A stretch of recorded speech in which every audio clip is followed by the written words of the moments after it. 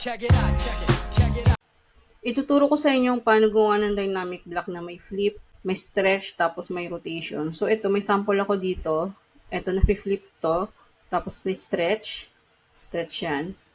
Tapos, naro-rotate din. So, yan. So, paano gawin yan? So, dito meron na ako ditong sample drawing.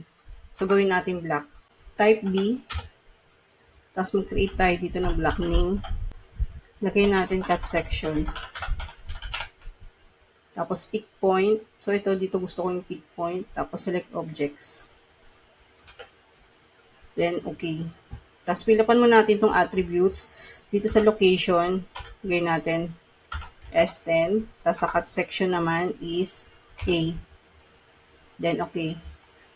Dito sa block editor, lagyan muna natin ng parameters. Base point. Kung saan yung pick point, yun yung base point. Tapos, lagay tayo ng linear. Tapos, maglagay tayo ng flip.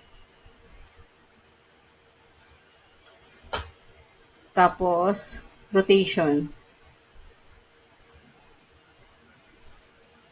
Okay. Tapos, lalagay natin siya ng actions. So, select muna natin yung sa stretch. Tapos, select parameter. Tapos, maglagay tayo ng frame. Then, select objects. Next, ito rin. Hindi natin to ng stretch. Select parameter. Tapos, frame. Then, select objects. Tapos, lagyan naman natin ng action yung flip. And po, click yung flip. Tapos, select parameter. Then, select objects. Yung attributes dito, hindi natin isasama. So, i-hold nyo na yung shift. Tapos, select object. And enter.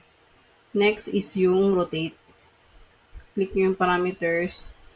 Tapos, select objects. Okay. Close block editor, then save. So, testing natin. Testing natin yung flip. Okay. Tapos, yung stretch. Okay.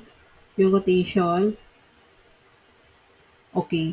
So, yung attribute tsaka itong line dito sumasama. So, edit natin. Right-click nyo, tapos block editor. Click nyo yung action ng rotation. So, ito. Tapos, right-click nyo. Click nyo itong action selection set. Tapos, modify selection set.